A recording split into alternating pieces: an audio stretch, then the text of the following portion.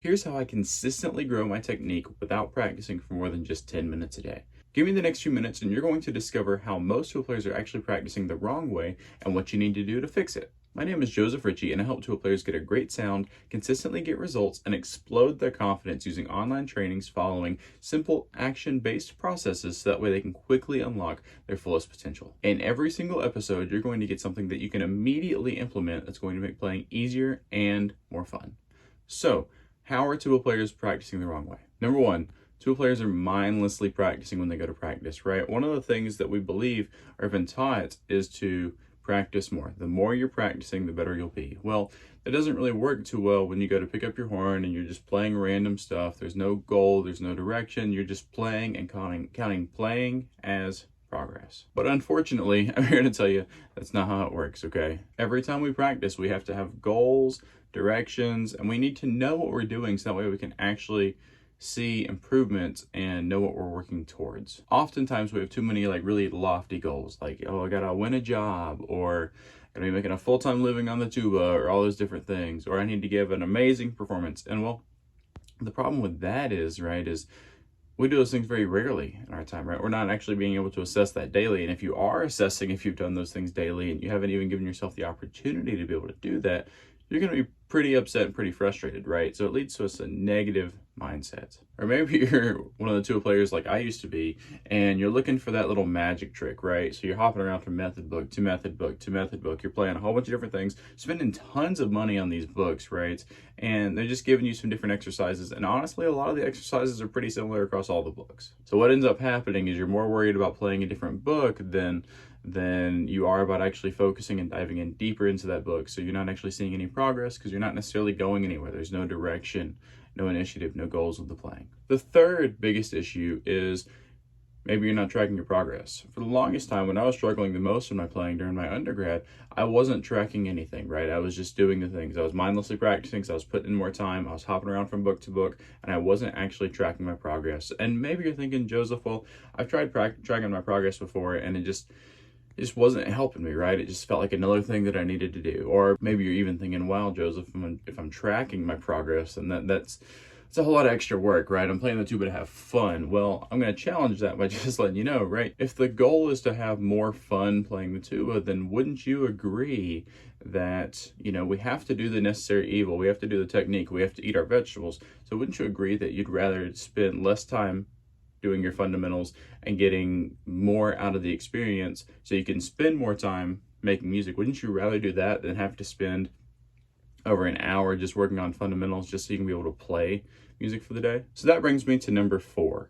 I'd like to introduce you to the ladder method. And so far, hopefully you've pulled out some nuggets of wisdom here. Maybe you've identified with yourself of like, oh man, I've been doing that too, Joseph. We got to figure out how to stop this today. So this is the number one way that I track my progress, okay? And it's called the ladder method. And it's simply just setting yourself up for success. Like too often we have a ladder in front of us of where we're at and where our goal is, and the little steps for the ladder are way too high. We reach as tall as we can, as high as we can, we try to jump and we can't reach it. That often leads people to getting frustrated, burnout, and giving up.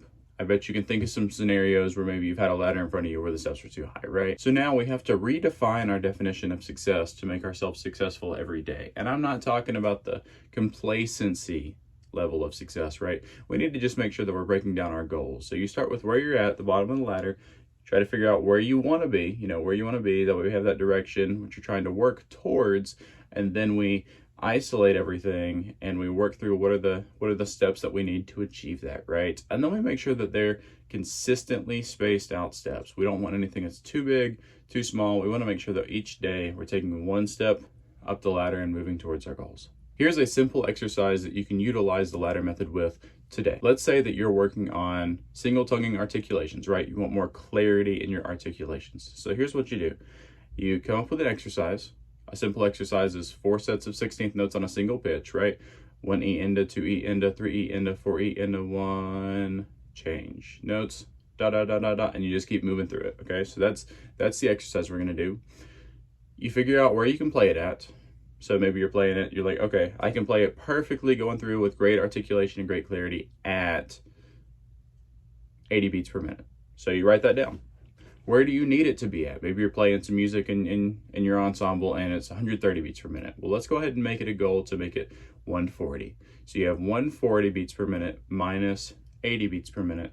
That means we have to travel 60 beats per minute. So here's how I do this. Instead of figuring it out one day, you have to look at the facts and look at like what's the easiest way to do this, right? So 60 beats per minute means it's gonna be 60 times of practicing. And before you're like, Joseph, I ain't got 60 days. Well, let me be honest with you for a second, right? I've played the tuba for nearly decades at this point, and I'm assuming you've played or been a musician for a long time, right? So 60 days is really like a microsecond of how long you've actually been playing and how long your playing journey is going to be. So here's how I apply it, right? Each day, I play the exercise, that isolation exercise that we just worked on, and I play at 1 beat per minute faster each day. So I start, first day I play it at 60, tomorrow I play the exercise at 61, 62, 63, 64, and that's all you have to do. We're not going to mindlessly beat our head against the wall, we're not going to get frustrated, we're not going to build fatigue. But the reason that this works is because when we're doing it this way, we're tricking our body each day. Because our body's not able to tell what the difference is between 1 beat per minute each day. So we're tricking our body into playing it just as relaxed as we were on the first day. Do this with a couple different exercises. Make yourself a little 5-minute routine, and I promise if you stick with this for 60, maybe even 90 days, your playing is going to be completely different than it ever has been before. If you got value from this today and you would like to take the ladder method even further, drop a comment below and I'll send you over my best training for the ladder method. Happy practicing.